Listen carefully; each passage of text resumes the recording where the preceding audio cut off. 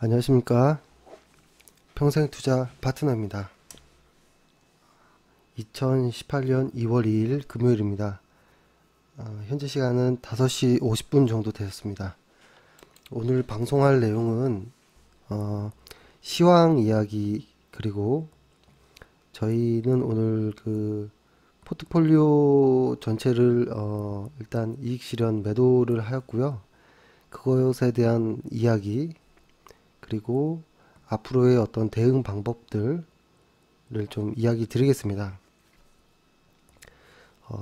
사실 제가 오늘 문자로 이렇게 전체 물량을 이익 실현하자 라고 이야기한 부분, 그리고 그것에 대한 이유를 카페에다가 일단 올려드리긴 했는데요. 그 카페 내용의 글을 보시면 좀 기분 나쁘실 수도 있겠다라는 생각을 했습니다. 근데 그만큼 좀 강하게 좀 이야기를 드릴 수 있는 방법이 있을까 라는 생각으로 좀 카페에다가 조금 매도 사유를 이야기를 좀 강하게 이야기를 드렸는데요. 그 이유는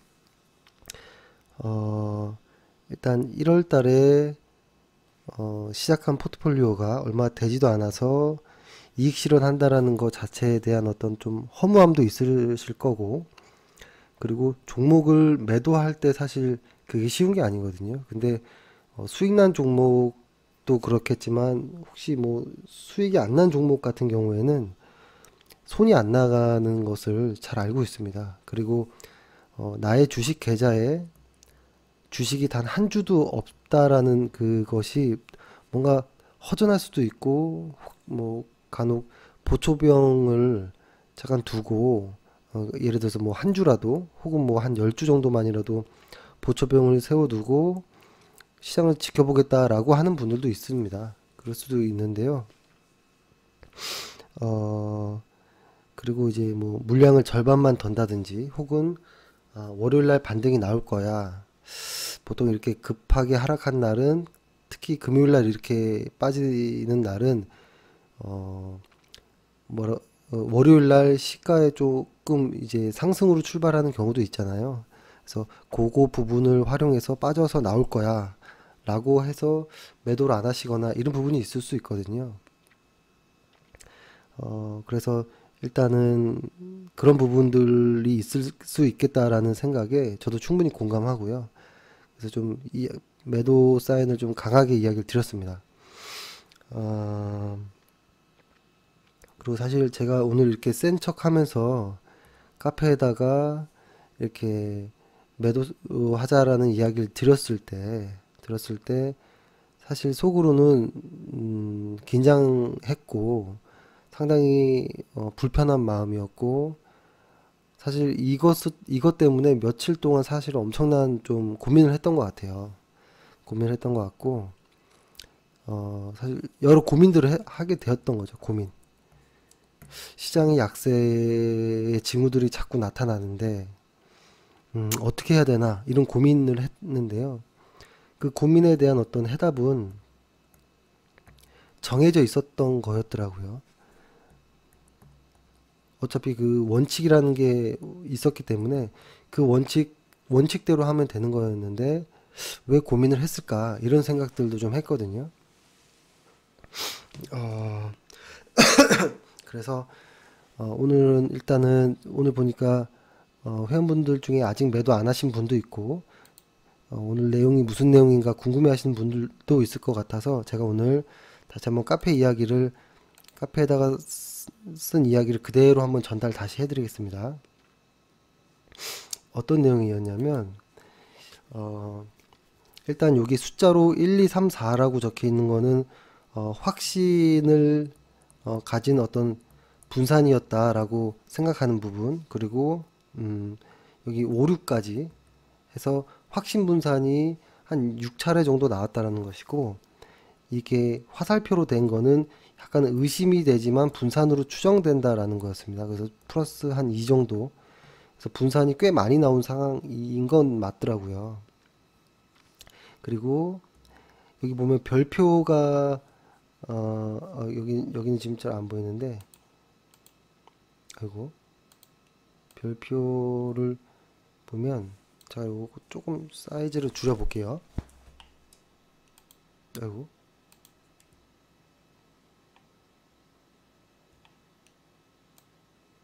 예. 이게 별표는 뭐냐면 그냥 어 거의 그 마지막 저점이 아닌가라는 이런 의미이고, 여기가 어 단기적으로 어떤 고점을 의미하는 것이 아닌가. 그리고 이 화살표의 방향에 별을 이렇게 해놓은 것은 이것이 가장 큰 어떤 계기, 어떤 시작점, 어제였던 거였죠. 어제 그래서 그 저희 카페에다가만 그 유튜브로 올리긴 했었는데, 상당한 거래량을 가지고 무언가를 방향성을 바꿀 거야 라는 어떤 신호를 줬던 것 같고요.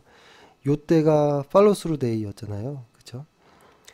요때로부터 시장은 추세가 상승으로 갔고, 이 고점을 만든 이후에 시장은 이제 달라질 거야 라는 신호를 준 것이 아닌가 라는 거.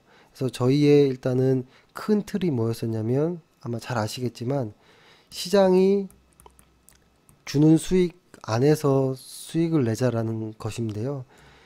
시장이 바닥과, 그러니까 천정과 이 바닥을, 이런 구간을 어떻게 아느냐, 이것은 어떤 비법이 있는 것이 아니고 그 과거 사례들, 아주 오랜 시간부터 한 과거 사례들의 통계를 가지고 대입을 한 것이고, 보통 우리가 흔히 말하는 분산이라고 하는 것이 한 6차례 정도, 어, 5, 6차례 정도, 아주 짧으면 짧을수록 기간 더 에너지는 강하다라고 보여지고요.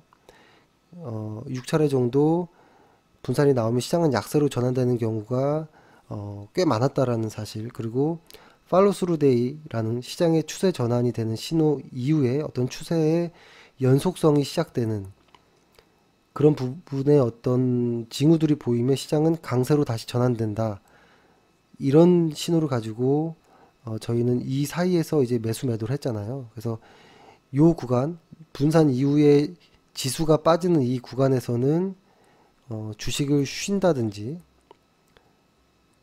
그죠? 주식을 쉰다든지, 시장이 다시 전환될 때 요때 다시 입장을 한다든지 시장으로, 이런 게 큰 원칙이었잖아요. 그래서 만약에 시장이 상승 전환을 한다면, 시장에서 바닥을 만들고 상승 전환을 한다면, 요 상승 전환을 일으킨 이 업종은 무엇이냐를 먼저 연구하는 거였죠. 그래서 이 대장 업종 안에서 대장주는 누구냐를 찾는 겁니다. 이 대장주를 찾는 방식은 무조건 실적을 먼저 보는 거죠. 실적 대장을 찾는 거였고요. 그러다 보면 대형 우량주들도 나오지만 중소형주들도 대장주의 역할을 하는 종목이 많았습니다. 얼마 전에 예를 따지면 뭐 펄어비스 같은 경우가 좀 가장 기억에 남는데요. 펄어비스 같은 종목은 실적 깡패였던 종목이죠. 이런 종목이 잘 알려지진 않았지만 시장의 대장주 역할을 했었던 그런 종목들이었고, 그래서 이렇게 시장의 바닥을 확인하고 나서 이 대장주를 여기서 매수를 쭉 하는데, 다시 분산이 나와서 시장이 꺾일 때는 실적이 좋든 말든, 그죠? 예를 들어서 이런 거죠. 실적이 계속 앞으로 우상향 하더라도 지수가 빠지면 종목은 꺾입니다. 이렇게. 특히 더 대장주일수록 더욱 그러한 경향이 많고요. 보통 4개 중에 3개 정도의 종목은 시장이 꺾이면 하락하는 경우가 대다수입니다. 그때 오히려 어떤 뭐라고 하나요? 그 흔히 이게 좀 테마주성의 종목들이 오히려 요럴 때 더 이렇게 상한가를 친다든지 반등을 하는 경우도 있거든요. 근데 요런 것들은 신경 쓰지 않아야 되는 부분이고, 그쵸? 그리고 뭐죠? 그죠? 이런 것이 이제 큰 원칙이었기 때문에 시장이 꺾이면 1번, 시장이 가장 중요해서, 시장이 약세 전환해서 올라가면 매수, 시장이 꺾이면 매도 관점입니다. 그 안에서 이제 종목들을 이제 연구하고, 그 다음에 차트상 아주 수급이 잘 만들어진 차트일 경우에 매수를 하는 그런 건데요. 그러니까 저희가 이렇게 큰 원칙을 만들었잖아요. 그래서 저도 이렇게 썼습니다. 예를 들어서 최근 들어 분산이 많아졌다. 시장에 어떤 약세 징후이다. 그러나 월요일에 당장 반등할지도 모르고 또한 월요일에 당장 급락할지도 모른다라는 어떤 이런 고민들이 상당히 많았습니다. 근데 생각해 보니까 그럼 어떻게 해야 되나라는 고민을 했고 분산은 6차례 정도 나온 것으로 결정을 했고 그러니까 제가 결정을 했다라는 겁니다. 이것을 분산으로 인정했다라는 것이고 의심가는 어떤 분산 추정하는 분산도 한 2차례, 2차례 정도 나온 이런 마당에 어떻게 해야 되나 라는 고민을 하고도 했었는데요. 그리고 아마 저희 회원분들도 분산을 보실 줄 아니까 그런 생각을 하고 계셨을 겁니다. 근데 아마 분산이라는 것은 찾아도 나오지 않을 겁니다. 아마 그죠? 자료가 없습니다. 이런 건 자료가 없는 거고요.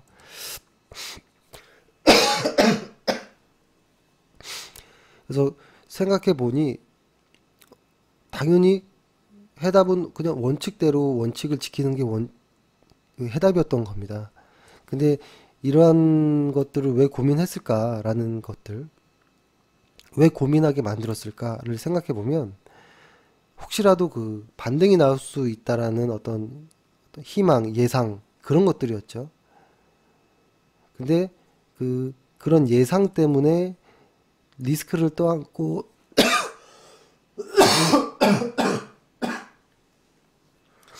죄송합니다. 그런 예상들 때문에 리스크를 떠안고 원칙을 어기는 그런 것들이 잘하는 것일까? 이런 생각을 좀 했습니다. 저 역시도. 그리고 이렇게 오랜 시간 이거는 반드시 원칙으로 정해서 따르자라고 했던 내 자신에게도 당당해질 수 있을까? 원칙을 어겼을 때 이런 생각도 했고요. 그래서 이런 생각을 했습니다. 내 자신에게 좀 더 당당하게 좀 더 멋지게 주식을 하자라는 생각. 뭐 어떻게 하면 할 수 있나? 그것은 그냥 이번에도 원칙을 지키는 것이었습니다. 그게 좀 더 당당하고 떳떳한 것이었고 주식시장에서 어떤 예상, 상승, 어떤 반등할 것이다. 혹은 이것은 조정일 거다. 앞으로 오를 수도 있다. 라는 어떤 그런 예상들이 가장 무모한 것이라는 것을 경험적으로 저도 느꼈거든요. 그래서 이렇게 조금 이런 이야기를 좀 드렸었고 그리고 뭐라고 할까요? 사실 이 부분이 저는 가장 좀 중요도 했습니다. 원칙을 지키는 것이 어떤 좀 더 주식하는데 좀 더 멋있는 것이 아닌가. 주식을 할 때 어떤 멋있고 안 멋있고가 뭐가 있냐. 돈만 벌면 되는 것이지 않느냐라고 생각할 수도 있거든요. 근데 저희의 원칙은 일단 좀 그런 건 아니었습니다. 합당한 합리적인 어떤 통계에 의한 어떤 원칙들을 지키는 것이 저희는 그것을 이제 좀 더 좋게 보는 것이었고 그렇게 하기로 약속을 했던 것이었고 그래서 그것이 좀 더 좋은 것이 아닌가라는 생각을 했습니다. 수익을 떠나서 그렇죠. 저희가 이렇게 만든 원칙들의 핵심은 뭐였냐면 장기로 주식을 투자하는 데 있어서 이 리스크는 줄이고 수익률은 올리는 방식이었거든요. 그리고 변동성도 줄이고 역시 그래야지만 장기적으로 주식을 했을 때 주식의 비중을 많이 싫더라도 채권과 현금보다도 안전할 수 있다라는 것이었거든요. 그런 거였고 예, 그렇습니다. 그리고 저희가 1월부터 시작한 포트폴리오인데요. 이 중에는 손절된 종목도 있습니다. 어제 매도했던 한미약품이 그랬죠. 손절을 미리 했었고 보면 사실 이 종목 안에서 제가 가장 좀 아쉬운 종목은 이런 겁니다. 삼성전기 같은 경우도 조금 더 시간이 지나면 당연히 변동은 있겠지만 상승을 할 것 같다라는 생각도 하고, 카프로라는 종목 역시도 이제부터 시작인 모습도 있거든요. 그리고 케어젠, 어떤 중소형주 중에서는 정말 실적이 좋은, 그리고 바디텍메드와 어떤 시젠, 이런 종목들도 이제 시작인 거거든요. 시젠은 4만원이 강력한 지지선입니다. 저항선이죠. 현재는 저항선 4만원 언저 밑에 있으니까 이걸 돌파해야지만 매수하는 것이고, 그 다음에 의외로 계속 조금 이제 강한 종목들도 이렇게 몇 개 있긴 했는데 상당히 아쉬운 부분이 있습니다. 근데 이것을 계좌로 보면 사실 별로 그렇게 수익이 난 게 아니었습니다. 계좌 전체로 보면 사실, 그쵸? 그리고 이렇게 한번 생각해 보자라고 제가 글을 밑에다 적었는데요. 뭐냐면 이렇게 했습니다. 예를 들어서 그러니까 우리의 정산 방식을 소개한 건데요. 우리는 이제 분기별로 정산을 한다라는 이야기를 좀 드렸는데요. 분기라면 1, 2, 3개월짜리잖아요. 하나 1분기가. 2분기는 4, 5, 6 이렇게. 그래서 이렇게 분기에 1분기, 2분기, 3분기, 4분기의 어떤 기대 목표 수익률을 결정하자라는 겁니다. 그래서 1년이 됐을 때 연말이 됐을 때를 위한 어떤 주식을 하자라는 건데요. 이런 거죠. 예를 들어서 분기에 3달 동안에 5%씩 수익을 낸다면 한 달에 한 1.7% 정도 수익을 낸다라는 건데요. 이렇게 되면 1년 정도 지나면 복리이기 때문에 한 21% 정도 수익이 나오거든요. 그렇게 따지면 한 1분기니까 한 달에 1.7% 정도의 수익인데요. 이렇게 따지면 욕심이 많이 사라집니다. 욕심이 많이 사라지고 여유도 좀 생기는 것도 있습니다. 근데 예를 들어서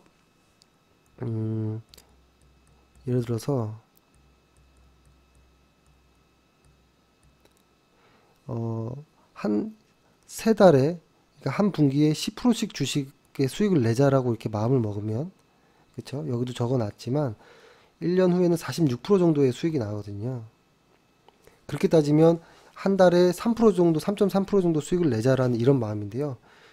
이게 사실 엄청 어려운 겁니다. 계좌가 그 정도로 플러스 나는 거, 한두 종목의 수익이 아니라 계좌 전체가 수익이 나는 건 상당히 어려운 부분이거든요. 그래도 이렇게 생각을 조금 해놓으면, 이렇게 생각을 좀 해놓으면, 어느 정도 안정감이 좀 듭니다. 좀 마음이 편하고. 그래서 제가 이렇게 수익률을 이야기한 거는 이렇게 계속해서 분기에 15%는 74%, 분기에 20%씩 내면 107%, 이거를 계속 뭐 어떤 꾸준히 어떤 키우자라는 목적이 아니고요. 이렇게 했던 이유는 분기에 혹은 한 달마다 확실한 어떤 보존을 하자, 이익을 보존하자라는 의미로 이렇게 얘기를 한 겁니다. 이렇게 꾸준하게 분기마다 5%, 10% 이런 식으로 수익을 차곡차곡 쌓았을 때 이제 크리스마스 정도 연말에 되면 이제 웃을 수 있는 거거든요. 예를 들어서 저는 이렇게 하는 걸 좀 권해드리는데요. 1,000만 원으로 만약에 해서 수익을 냈습니다. 아주 보수적으로 한번 한 20% 정도 수익이 났다라고 해볼게요. 그럼 1200 정도가 벌리는 거잖아요. 그러면 이 1200을 그대로 투자하지 않고요. 벌었던 그 200만 원 안에서 50%는 덜어냅니다. 그래서 1100만 원으로 그 다음에 시작을 합니다. 그래서 만약에 1100만 원을 더하기, 예를 들어서 또 20% 정도가 수익을 내면 그때는 1320만 원이거든요. 이러면은 어떻게 되냐면 220만 원을 번 거예요. 그쵸? 그러면 110만 원을 덜어내는 겁니다. 110만 원. 그러면은 그 다음에는 1210만 원으로 주식을 또 하는 거죠. 그쵸? 그러니까 여기서는 100만 원을 저축했고 뭐 110만 원을 저축했고 이런 식으로. 그래서 이렇게 따로 빼놓은 돈은 뭐 딴 거 할 필요 없습니다. 그냥 CMA 넣어 두셔도 되고요. 안전한 뭐 채권형 펀드에도 넣어도 됩니다. 되고 그냥 예금으로 넣으셔도 상관없습니다. 그렇게 했을 때 나중에 실제 주식을 하는 그 계좌와 현금성 채권의 채권이 이게 들어가 있는 그 안전한 이렇게 제가 갑자기 말을 이렇게 버벅대죠. 주식 계좌와 안전 자산을 이렇게 분리하자라는 거예요. 분리하면 보통 이거를 경험적으로 해 보면 많으면 뭐 7대 3까지도 불어나고요. 혹은 뭐 9대 1 정도의 비율도 생기긴 하거든요. 근데 이렇게 9대 1 정도 되는 이런 비율이라면 주식 비중이 너무 많은 거 아니야? 라고 할 수 있거든요. 내 자산에서 주식 비중 너무 많은 거야? 라고 할 수 있는데, 얼마 전에 방송해 드렸던, 거의 내용을 보면, 장기 투자 30년 정도를 난 생각한다 라는 사람들은 요런 비율로 주식을 꾸려 나가도 됩니다. 이렇게. 제가 좀 그거 적어 놓은 내용이 있으니까요. 한번 확인해 보시면 되고. 근데 간혹 이런 계산을 하시는 분들이 있어요. 예를 들어서, 1,000만 원으로, 그래, 2배에서 2천만 원을 벌 거고, 2천으로 4천을 만들 거고, 4천으로 8천을 만들고, 8천에서 1억 6천을 만들 거야. 이렇게 계속 무한대로 이렇게는 이거는 아주 그냥, 불가능한 겁니다. 이런 건 없습니다. 이런 건 없고요. 반드시 연말에 번 거에서 그죠? 번 거의 일정 비율은 무조건 빼야 되는 겁니다. 그죠? 그건 제가 예전에도 말씀드린 적이 있긴 해서 여기까지 하고 그리고 이렇게 했습니다. 그리고 매도 이후에 아쉬워하지 말자. 혹시 하는 마음에 이익 실현을 못하였거나 망설이거나 절반의 물량을 남기거나 사실 공감한다라는 이야기였고, 그러나 이번만큼은 원칙을 지키면서 좀 멋지게 이익 실현해보자. 그래야 쉬어도 마음이 편하다라는 이야기를 드린 겁니다. 그렇죠? 그러니까 이게 사실 어떻게 보면 조금 너무 단호한 것이 아니냐. 난 좀 냅둘 수도 있어. 뭐 이렇게 할 수도 있는데요. 일단 저희는 그렇게 했다라는 겁니다. 그렇게 했었고 그렇게 오랫동안 해 왔었고 근데 다행히도 아무 그 큰 탈이 없이 계좌가 플러스 되면서 지내왔다라는 것을 일단 감사를 하고 이번에도 그 원칙을 따른 걸로 결정을 한 것입니다. 그래서 좀 당황스러우셨겠지만 일단 그러한 이유였다라는 것이고, 일단 시장 이야기를 좀 해보면 일단 거래소 누적을 보면 외인들이 빨간색이죠. 외인들이 확실히 조금 또 꺾인 것 같긴 해요. 근데 이것이 잠깐 눌렸다가 또 갈 수도 있습니다. 그렇죠? 갈 수도 있는 것이고, 그럴 수도 있겠죠. 갈 수도 있는 거죠. 그러니까 당장 월요일부터 상승, 횡보, 하락 요 세 개 중에 하나가 나오겠죠. 시장은 그때 이거 하나만 좋은 거고 이 두 개는 조금 불안 혹은 요 세 번째 거는 완전히 이제 힘들어지는 이런 상황이잖아요. 그러니까 저 같으면 이럴 것 같아요. 그러니까 일단은 우리는 주식을 할 때 시장의 방향을 시장의 어떤 나침판을 지수로 보고 하잖아요. 그러니까 나침판이 가리키는 대로 그냥 가는 겁니다. 흔히 말해서 바람이 불면 부는 쪽으로 등을 대고 바람의 힘을 이용해서 그냥 이렇게 그 방향대로 가는 거거든요. 이런 이야기도 있죠. 예를 들어서 낙엽처럼 그냥 바람에 몸을 맡긴다라고 생각을 하는 것도 좋을 것 같아요. 예를 들어서 그냥 바람이면 그냥 바람이 훅 불면 훅 딸려가는 거거든요. 바람이 이쪽으로 불면 이쪽으로 가고요. 일로 불면 일로 가는. 그게 어떨 때는 주식의 어떠한 방법이 아닌가라는 생각을 하고 또 이런 이야기들도 많이 합니다. 주식과 결혼은 하지 마라. 근데 이것도 약간 좀 옛날 말이긴 하죠. 뭐냐면 한번 사랑에 빠져서 헤어나오지 못할 정도로 결혼까지 해버리면, 그러니까 이혼을 안 한다라는 전제 하에 결혼이란 것을 이야기한 것이 좀 옛날스럽긴 하지만, 뭐 이혼이란 게 뭐 할 수도 있는 거잖아요. 근데 그런 거를 빼놓고 상식 일반적으로 말하길 주식과 결혼을 해서 이거를 10년, 20년 들고 있겠다 이런 생각은 하지 말자라는 이야기이고, 그렇죠? 그런 이야기를 많이 하죠. 보통 한 주식과 사랑에 빠져서 계속 들고 있는 사람도 있고요. 한 주식이 계속 움직이면 이걸 따라다니면서 매수 매도 매수 매도 계속 한 종목으로도 이렇게 하는 분들도 있습니다. 근데 그거 역시 실적이 좋을 때만 가능한 것이고, 실적이 안 좋은데 그 주식을 계속 따라다니면서 매도하는 것은 조금 위험해 보일 수 있습니다. 그리고 다음 주 월요일 날 예를 들어서 시장은 지금 변동성이 상당히 커진 장이기 때문에 분명히 변동이 있습니다. 그리고 하락이 강하게 나오면 기술적인 어떤 상승도 있을 수 있고요. 이것이 상승과 하락을 반복하는 어떤 뭐 몇 주가 될 수 있을 건데요. 혹은 뭐 당장이라도 이걸 한 번에 다 해소한다든지 이런 게 나오면 다시 들어갈 수도 있겠죠. 일단은 시장을 좀 지켜보면서 제가 그 추이를 한번 좀 말씀을 드리겠습니다. 그리고 요 얘기를 한번 해야겠네요. 요 이야기. 그리고 거래소가 이렇게 됐고, 코스닥도 외국인들 이 빨간색이 좀 꺾인 지가 좀 됐습니다. 이렇게. 근데 기관들이 지금 다 받아주고 있는 상황이었거든요. 그러니까 시장의 키는 저는 아직 외국인이라고 보고 있기 때문에 외국인과 방향을 같이 하는 것이 좋다라는 생각을 하였습니다.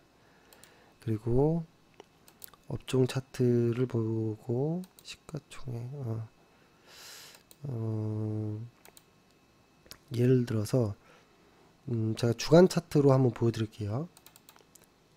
지금 시장의 대장주들이 조금 이제 많이 흔들리잖아요, 그죠? 제가 요런 이야기를 한 적이 있습니다. 그 아마 기억이 나실 수도 있고 안 나실 수도 있는데요. 예를 들어서 제가 예전에 표시를 해뒀던 부분인데, 삼성전자 과거에 요 삼성전자의 그 시작을 알렸던 요때 그 거래량만큼 한 번 더 나오면 삼성전자는 진짜 마지막이다. 이제 정말 삼성전자는 완전히 손이 바뀌었다. 라는 것. 근데 이 거래량만큼 주간 차트상의 거래량을 보면 나왔어요. 그러니까 완전히 지금 손이 바뀌었다라고도 보여질 정도로. 근데 그 손이 바뀐 이유는 액면 분할을 계기로 구조적으로 조금 바뀐 것이 아닌가. 그래서 지금 기관과 외국인, 특히 외국인이 엄청난 매도 물량을 내보이고 있는데요. 지금 이것들을 전부 다 개인 투자자들이 다 받아주고 있습니다. 저점이다, 싸다 이런 의미로 많이 매수를 했는데, 오를 수도 있겠지만 일단 구조적으로 기관과 혹은 외국인과 이렇게 맞붙으면은 이쪽이 이깁니다. 이쪽은 선물 매도 포지션도 취할 수 있고, 그쵸? 양손에 칼을 쥐고 있는 거고, 개인 투자자는 한쪽에만 칼을 쥐고 있는 거기 때문에, 그리고 어떤 수급의 어떤 집중력, 이런 부분으로 봤을 때는, 그리고 개인들의 수급에 어떤 분산되어 있는 이런 것을 봤을 때는, 삼성전자가 앞으로 쉽지 않겠다라는 생각을 좀 합니다. 그리고 실적 역시도 2017년도에 피크를 찍었고, 이러한 종목이 또 있습니다. 이렇게 완전히 손이 바뀐 종목이. 근데 삼성전자는 대장이었기 때문에 삼성전자가 꺾인다라는 것은 시장이 꺾일 수 있다라는 것으로 좀 보면 좋을 것 같아요. 셀트리온도 시장의 대장주였죠. 이것도 한번 보면 그때는 요때 이렇게 말씀드렸잖아요. 여기 시장에 상승을 일으켰던 이 거래량을, 같은 거래량이 한 번 정도 나오면 시장은 이 코스피 셀트리온은 이제 손이 완전히 바뀐 것으로 보인다 라고 생각을 했고, 또 모릅니다. 이렇게 하다가 좀 진정이 되고 뭐 또 반등을 나중에 할 수는 있겠죠. 왜냐면 얘네들의 ROE가 상당히 높기 때문에 한 4, 5년 정도 들고 있으면 반드시 수익을 보고 나올 수 있는 종목이긴 하지만, 어느 정도의 변동성 혹은 하락의 방향이 나올 가능성이 좀 높다. 이런 이야기를 좀 드렸죠. 그래서 일단은 시장이 이렇게 대장주들이 꺾이는 모습들. 그런데 다음 주 월요일 날 맞죠? KRX 300 집수가 나옴으로 중소형주들이 조금 활기를 찾을 수 있을까? 왜냐면 장 막판에 셀트리온 혹은 바이오 쪽에서 약간의 반등 기미가 좀 보이긴 했습니다. 약간의 반등 기미가 보이긴 했는데 일단 지켜봐야 됩니다. 대장이었던 지수가 전일보다 거래량은 늘지 않았지만 이전에 분산이라고 인정을 했고 이제 20일 이평선 정도까지도 해치는 모습에 그쵸? 일단 매도를 하게 되었다라는 것이고 그럼 앞으로 어떻게 할 것이냐라고 하면 이제 요렇게 좀 해보려고 합니다. 예를 들어서 그리고 시장이 이제 쉬면서 요렇게도 좀 한번 봐보세요. 나중에 저는 다우 이렇게 해외 지수도 좀 보자라고 이야기를 좀 얼마 전부터 많이 말씀드렸잖아요. 특히 다우 같은 경우에는 일간 차트로 보면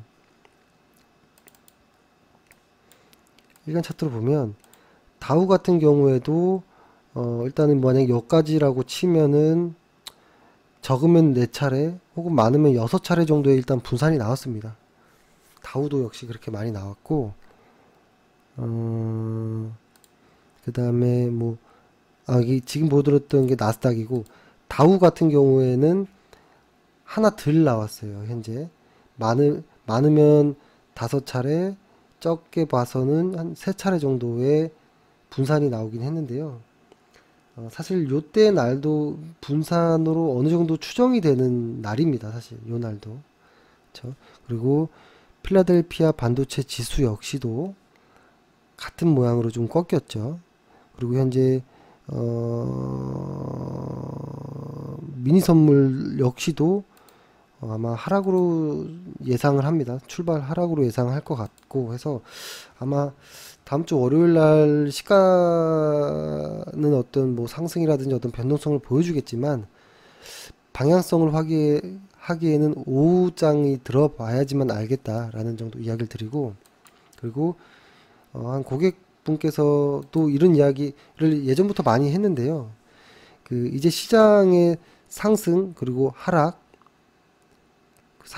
하락에서 다시 반등 이런 구간을 저희는 팔로우 스루 데이와 어떤 분산 이렇게 표시를 하거든요. 이렇게 해볼게요. 이거를 그냥 한글로 쓰는 게 낫겠네요. 이것을 뭐라고 한글로 쓸지 몰라가지고 그냥 추세 전환 그리고 여기도 역시 분산 이렇게만 해볼게요. 추세 전환 분산 요런 것들을 이제 오래된 회원분들께서는 야 너네들이 시장에 그래도 바닥과 천장을 그래도 잘 맞추니 이렇게 시장이 하락할 때 인버스를 하는 건 어떠냐라는 이야기를 좀 많이 하십니다. 저희 회사에서도 이런 이야기를 한 적이 있고요. 근데 요런 차이가 있습니다.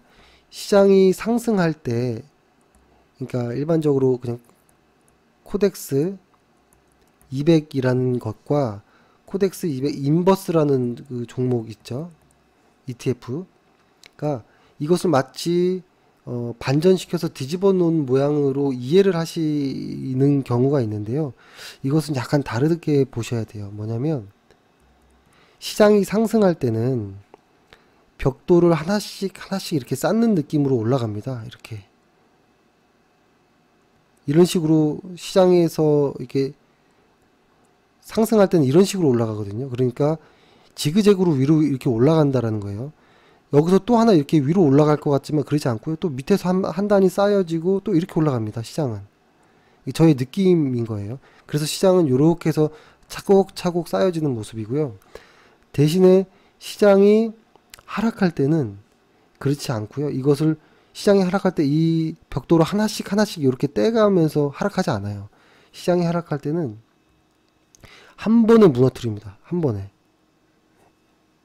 한 번에 무너뜨리는 모양이에요. 그래서 그것을 잘 염두하셔야 돼요. 보통 왔다 갔다 하는 분들이 있어요. 마치 선물 매매하듯이. 예를 들어서 그냥 코덱스 200과 인버스를 얘를 매수하고 그 다음에 조금 있다가 얘를 매도하는 즉시 인버스로 바로 또 매수하는 사람들이 있거든요. 이렇게 하는 것은 좀 위험합니다. 이것을 제가 나중에 한번 산수적으로 계산으로 해서 변동성을 계산해 보면 이렇게 하면은 결과적으로 계좌가 플러스가 안 나고요. 마이너스가 납니다. 이런 변동성은. 그래서 흔히 말해서 공매도와 같은 느낌의 어떤 이런 주식도 인버스도 괜찮은 것이 아니냐라는 이야기를 하는데 이거는 조금 다른 이야기이고 상당히 어렵다. 그래서 차라리 저는 인버스도 일단은 고민은 충분히 해보겠습니다. 그래서 회사와도 좀 조율해 보겠고 대안은 인버스도 좋지만 저는 아직까지는 어떤 그때 쉴 때 이 자금을 빼서 혹은 뭐 예금도 되고요. 혹은 잠시 CMA에 넣어두셔도 됩니다. 예, 예금은 좀 이렇게 기간이 안 맞을 수도 있겠죠. 언제 시장이 반등할지 모르니까. 그래서 저는 보통 CMA를 많이 추천해 드리거든요. CMA에 넣어두셔도 됩니다. 그리고 인버스라는 건 상당히 날카롭기 때문에 잘 만져야 되는 겁니다. 그냥 단순히 차트를 뒤집어 놓은 걸로 착각하시면 안 됩니다. 그리고 그래서 근데 다만 상승하는 그냥 상방으로 보는 ETF는 어느 정도 매수를 이제는 좀 늘려고 합니다. 종목에. 그래서 일단 과거에도 한번 말씀드린 적이 있지만 이렇게 볼게요. 코스피 ETF 그러니까 코덱스 200인 거죠. 그리고 다음에 코스닥 150 ETF 혹은 새로 신규로 나오는 KRX 300 지수 이들을 종목으로 여기면서 매수도 한번 해볼 생각입니다. 매수도 한번 해볼 생각이고요. 그러면 이거를 한 종목, 두 종목, 세 종목이라고 보고 그러면 우리는 10종목을 넘지 않으니까 7종목은 그냥 개별 종목이 될 수 있는 거거든요. 그렇게 따지면 간단해졌죠. 세 종목 ETF 7종목은 개별 종목. 그러면 당연히 비중은 10%씩 종목당 10%씩이 되겠죠. 근데 우리는 이것을 적어도 나눠서 사기 때문에 한 3번 정도 뭐 3%, 3%, 마지막에 4% 이런 식으로 물량을 나눠서 매수를 하는 것도 좋은 방법입니다. 하지만 이 이상의 종목을 매수하는 건 부담인 것입니다. 힘든 과정이에요. 그렇죠? 그래서 이런 것도 생각을 하고 근데 일단은 이것을 100% 정한 건 아니고요. 일단 우리의 방식대로 5개 업종을 원래대로 그 매수하고 이 종목 여기 안에서 이제 20%씩 매수하는 것이 아직은 원칙이고요. 원칙이기 때문에 일단은 고려하고 있다. 이것을 이제 회원분들께서 많이 건의를 해주셨기 때문에 ETF에 관련한 것들을 좀 이제 고려하고 있다라는 것이고 인버스 역시도 고려를 하고 있다라는 겁니다. 하지만 인버스라는 것이 생각과는 많이 다릅니다. 일단은 이 정도로 하면 될 것 같고 일단은 모른다 주식은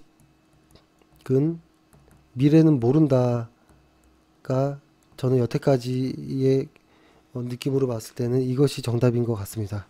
해답인 것 같고 이것을 오를 거다 내릴 거다 뭐 할 거다라고 예측하는 순간 이제 꼬이기 시작합니다. 계좌가 망가지기 시작하고 그래서 일단 오늘은 모른다라는 큰 틀 안에서 시장이 분산이 나왔기 때문에 포트폴리오를 전부 다 정리했다라는 것이고 그리고 분기마다 정산을 해서 조금 더 마음의 여유를 갖자라는 거 그리고 분명히 매도를 안 한 부분이 있으실 텐데요. 그렇다고 너무 자책하지 마십시오. 저희의 방법이 그렇다라는 거고 저희의 방법을 무조건 다 옳다라고 말씀 안 드립니다. 지금 저희 방송을 보고 있으신 분들의 어떤 개인적인 경험과 우리도 우리 어떤 평생 투자 파트너의 어떤 방법이잖아요. 이것의 좋은 점이라고 생각하는 것들만 이렇게 흡수해 가시면 돼요. 흡수해 가시면 됩니다. 그렇죠. 이렇게 일단은 말씀을 좀 드리겠습니다. 그리고 사실은 시장에서 어떤 펀더멘털적인 이야기를 좀 드리고 싶었는데요. 이 펀더멘털에 관련된 이야기들은 아직은 너무 혼탁합니다. 시장이. 그러니까 시장의 방향성이 좀 없다라는 겁니다. 어떤 보고서들도 그렇고. 그래서 이건 말씀 안 드리고 일단은 조금 약간의 어떤 좀 불안함이나 어떤 좀 이런 부분이 있을 수도 있습니다. 저 역시도 마음이 그렇게 편하진 않은데요. 그래도 일단은 매도를 다 하셨기 때문에 그래도 종목이 없는 상황에서는 충분히 쉬시기 바라겠습니다. 쉬시고 고민은 저희가 대신 하고 있겠습니다. 그러면 오늘 하루도 고생 많으셨고요. 좋은 주말 보내시기 바라겠습니다. 감사합니다.